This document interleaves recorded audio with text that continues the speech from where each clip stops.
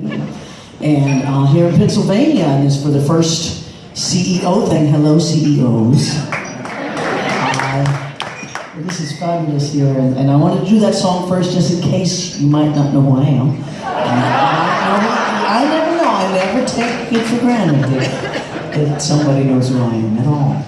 And so I wanted to do that one first, but it's October. It is October now, and I get very busy in October because October has become the Cancer Awareness Month.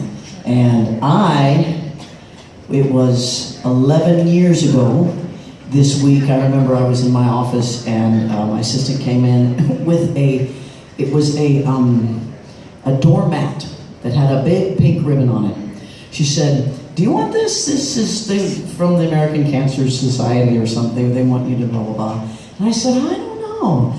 And a few days later, I was diagnosed with breast cancer. So I remember that being like the doormat sign to what was coming. And I remember my life completely changed 11 years ago. And so I am now, this week, 11 years cancer-free.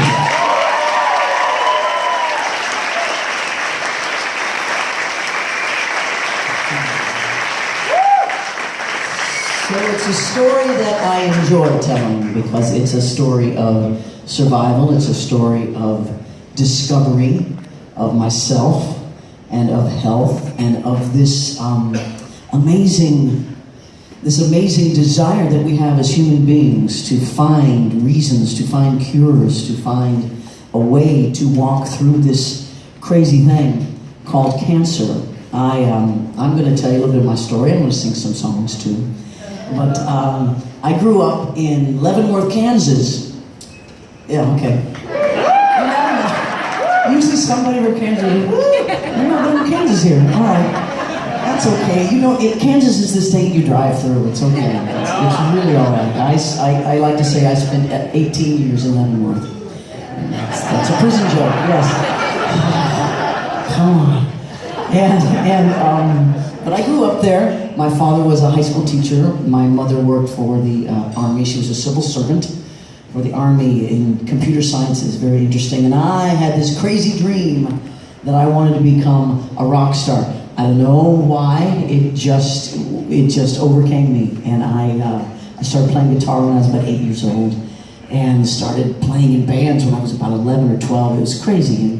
And my dad would drive me around to all the places, all the bars and all your parents would have partners dances at the Knights of Columbus, And it was quite a life, but it gave me the ability and the knowledge and the practice at getting in front of people and playing. And so when I graduated high school, I'm going to go out and, become... Okay, I went to college for a minute. They sent me to Berklee College of Music because I said it has to be a music college. Yes, there you go! Boston's in the house. Right on.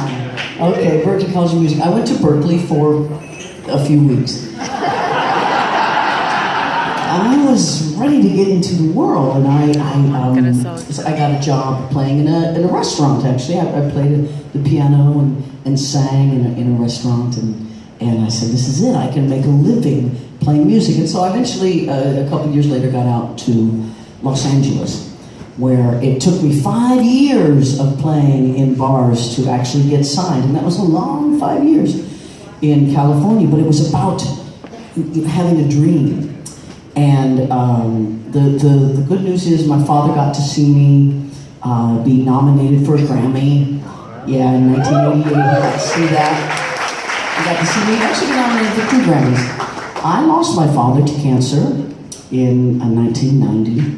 He was so close to me, he just was my shining light. He just meant so much to me.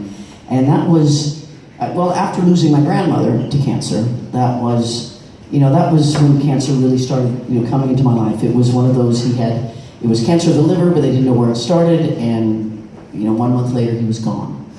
And this really opened my eyes to cancer in general, and I started kind of going through it. I remember thinking, well, I don't want to be like my father. I don't want to die of cancer. You just start thinking that cancer might be this thing that just comes and gets you anytime.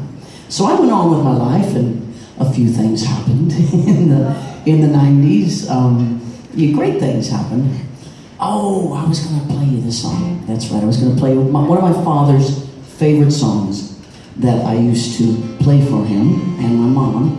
They had, I think one of the reasons that I got into music is because they really enjoyed music, and they would buy albums, and they had a great album collection that I would listen to. They had Aretha Franklin and Simon and Garfunkel and all these great, my dad was a huge Neil Diamond fan.